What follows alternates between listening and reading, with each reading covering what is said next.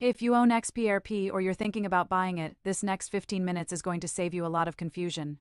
Because right now XPRP is sitting at one of the most confusing points in its entire history. The price is weak, but the news is actually really strong. Before we dive into today's price action, let's do a quick recap of how XPRP even got here, because a lot of new investors don't know the full story. Back in December 2020, the SEC sued Ripple Labs, claiming that XPRP was an unregistered security. That single lawsuit got XPRP delisted from major exchanges and scared away institutional investors for years. In July 2023, Judge Annalisa Torres made a landmark ruling XPRP sold to retail investors on public exchanges was not a security, but she also ruled that certain institutional sales did count as securities transactions. So it was a split decision, not a total win for either side. The case dragged on for 2 more years through appeals and penalty negotiations. In August 2025, both Ripple and the SEC finally dropped their appeals and closed the case for good. Ripple ended up paying a civil penalty, and reports on the exact number vary between $50 million and $125 million depending on the source. Either way, it was a huge discount from the SEC's original demand of nearly $2 billion. As of 2026, there are no pending motions, no appeals, and no further litigation between Ripple and the SEC exchanges like Coinbase and Kraken restored full XPRP trading within weeks of the resolution. And that ruling became a reference point other companies like Coinbase and Binance have cited it in their own legal battles. With the SEC so legally speaking, XPRP is in the clearest position it's ever been in. Okay, now let's fast forward to right now because this is where things get interesting. Let's start with the number everyone cares about, the price. As of July 5, 2026, XPRP is trading around $1.15. That's a solid recovery from just a few days earlier, when it was scraping along near $1.04, its weakest level since late 2024. To put that in perspective, XPRP hit an all-time high above $3.65 back in the summer of 2025. So right now we're still sitting about 70% below that peak. June 2026 alone saw XPRP fall around 20%, starting the month near $1.3 and ending it near $1.04. But here's the twist: this drop had almost nothing to do with bad news about Ripple or XPRP itself. It was part of a broader crypto-wide sell-off that hit Bitcoin, Ethereum, and Solana at the same time. Bitcoin itself fell roughly as much and slipped below $59,000 during the same stretch. In fact, June 2026 was actually one of the busiest and most positive months for Ripple's actual business. The price just didn't reflect it yet. Let's talk support and resistance because traders are watching 2 numbers religiously. On the downside, $1.0 is the psychological floor everyone is defending. On the upside, resistance sits in the $1.11 to $1.2 zone. If XPRP breaks above that resistance, analysts say it could run toward $1.4, maybe even $1.6 by the end of July. If it loses that $1 floor instead, the next stop could be as low as $0.85, with some bearish forecasts even citing $0.8 as a possibility. So this month is genuinely a coin flip moment on the charts. One analyst firm even pointed out that the 200-day moving average sits near $1.13 to $1.14, another level worth watching. So this month is genuinely a coin flip moment on the charts. Now let's get into why the fundamentals are looking so much better than the price suggests. First, the ETFs, spot XPRP ETFs in the US have now pulled in close to $1.5 billion. That's 8 straight weeks of positive inflows, which is a serious signal of real institutional demand. There was one brief wobble on June 30th. The funds actually saw their first net outflow in weeks, right as the quarter closed. But inflows picked right back up, with $6.55 million coming in on July 2nd alone. Second, active wallets on the XPRP ledger surged 72% in just 2 weeks. Nearly 5,000 new wallets were created in a single day in late June, the strongest growth spike the network had seen in 3 months. Third, exchange balances are actually declining, which usually means people are moving XPRP off exchanges to hold it, not to sell it. That's called accumulation, and it's typically a bullish long-term signal. Social sentiment has also turned more bullish, with online discussion running roughly 3.7 positive comments for every negative one, a 3-month high. Now here's the big story of the week. Ripple just joined something called Open USD. Open USD is a brand new stablecoin consortium backed by Visa, MasterCard, Stripe, BlackRock, and over 140 other companies. Ripple confirmed it's a day one integration partner for this project. But, and this is important, this is not XPRP becoming the settlement token for Open USD. Ripple's own language made clear this is about plumbing and infrastructure, not about XPRP directly powering the new stablecoin. Where XPRP could still matter is as a bridge asset, moving value in corridors where there isn't direct liquidity between Open USD and local currencies. That's a real possibility, but it's not a guarantee, so don't get ahead of yourself here. Interestingly, this Open USD structure is reigniting an old conversation in crypto circles. Some observers say its multilateral reserve-sharing design actually resembles concepts baked into the XRP ledger's original 2012 architecture. That's a neutral point technically, but it reinforces the narrative that XRP's underlying tech was ahead of its time. Meanwhile, Ripple's own stablecoin RLUSD is quietly having a huge run. In late June, RLUSD issued on the XRP ledger actually overtook RLUSD issued on Ethereum for the first time. The numbers were close, around $801 million on XRP versus $795 million on Ethereum. And in early July, Ripple minted another $225 million worth of RLUSD directly on the XRP ledger. RLUSD activity alone has driven about $2.5 billion in settlement volume on the XRP ledger recently. Every one of those transactions burns a small amount of XRP as a network fee. So even indirectly, XRP's on-chain utility keeps growing in the background. Now let's talk regulation, because this is the wild card for the rest of July. There's a bill called the Clarity Act moving through the U.S. Senate that could bring long-awaited regulatory clarity to crypto.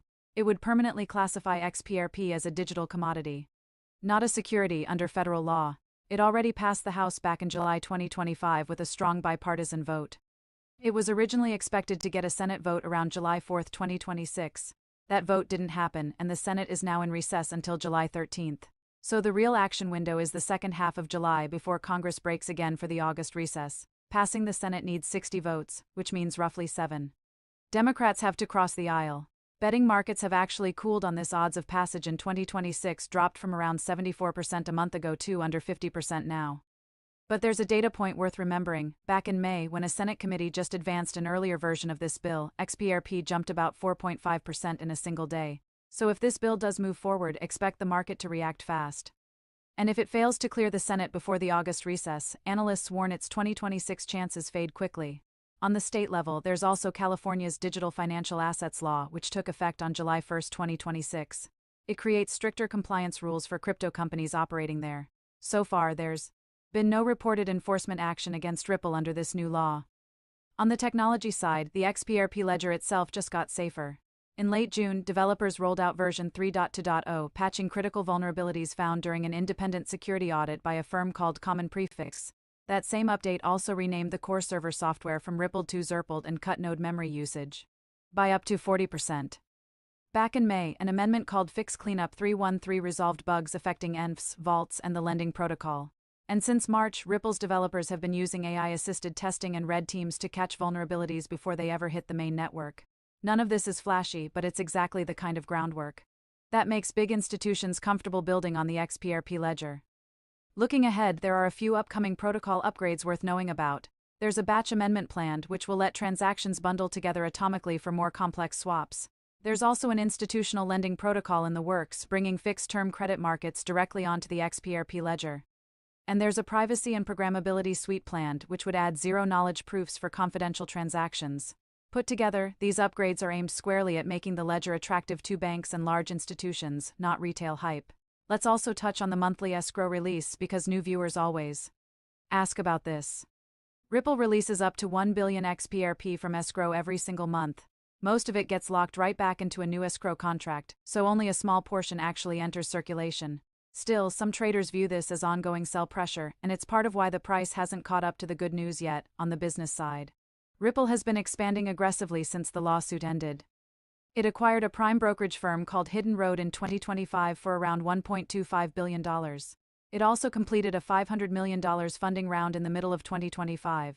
Just this week, Ripple partnered with an accelerator called Brink to launch a new startup hub in Hong Kong focused on XRP ledger projects.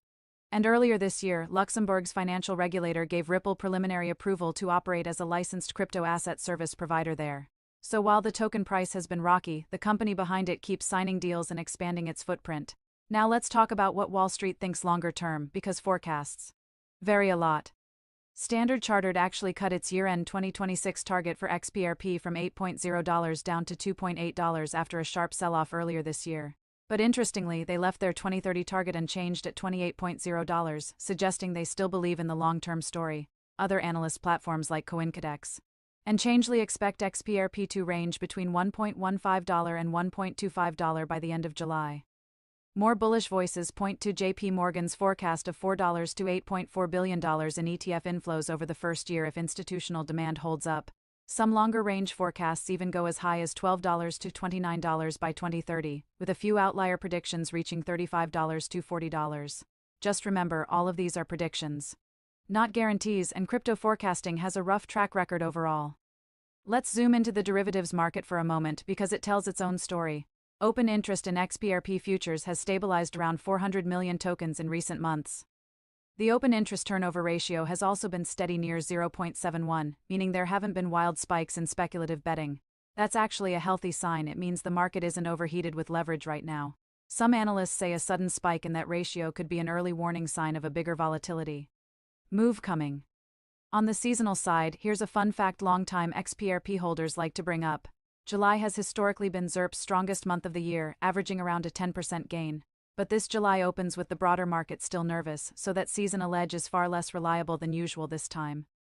Let's also mention XRP's role in cross-border payments, since that's the original use case behind the whole project. Ripple's payment network, RippleNet, connects with over 300 financial institutions globally. The global remittance market it's targeting is valued at roughly $685 billion, at least 30 SWIFT-connected banks already overlap with Ripple's ecosystem in some way. Though it's worth noting most of those banks use RippleNet just for messaging, not necessarily for settling in XRP itself. So XRP's role as the actual bridge asset in these payments is still more potential than guaranteed reality. Now let's bring in Bitcoin's influence because XRP rarely moves in a vacuum. XRP tends to fall harder than Bitcoin when market mood turns negative, and it tends to lag when mood turns positive too. So Bitcoin's ability to hold above key support levels matters just as much as anything happening in Ripple's own ecosystem.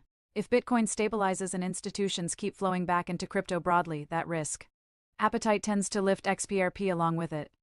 If Bitcoin breaks down further, XRP is likely to get dragged down even harder than the rest of the market. So watching Bitcoin's chart is honestly just as important as watching XRP's chart right now. Let's also flag a risk factor: most people overlook competition. XRP isn't the only option in the cross-border payments and settlement space anymore. Stablecoins, central bank digital currencies, and other blockchain payment networks are all competing for the same institutional dollars. That means XRP's future depends less on legal drama now, and more on whether it can actually win real-world adoption against these competitors. Okay, let's zoom out and summarize where things stand, because that was a lot of information. Legally, XRP has never been in a clearer spot. The SEC case is closed, and exchanges have fully relisted the token. The price is stuck in a tug-of-war between $1 support and resistance near $1.15 to $1.2. The fundamentals, ETF inflows, wallet growth, RLUSD adoption, and the Open USD partnership are all pointing in a positive direction. The wild card is the Senate vote on the Clarity Act, which could land any time in the back half of July. If it passes, expect a real immediate price reaction based on past committee vote reactions. If it stalls again, expect the market to keep trading sideways to slightly lower until there's more clarity. Technologically, Ripple keeps quietly hardening its ledger with security patches and AI-assisted testing. Institutionally, Ripple keeps expanding through acquisitions, funding rounds, and new regulatory licenses abroad. Historically, July tends to favor XRP, though this year's broader market fear makes that pattern less reliable. My honest dread: this is a watch-and-wait moment, not a panic moment. The story around XRP is improving faster than the price is, and that gap usually closes eventually, one way or another. Whether that means a slow grind higher or a sudden catalyst-driven jump probably depends on Washington more than anything else right now. As always, none of this is financial advice, it's just a rundown of the facts so you can make your own call. Crypto is volatile, XRP especially so, and you should never invest more than you're comfortable losing. If you found this useful, drop a comment with what you want covered next. Let me know if you want a deeper dive on the Clarity Act specifically, or a breakdown of RLUSD's growth. Don't forget to like this video and subscribe so you don't miss the next update. Thanks for watching, and I'll see you in the next one.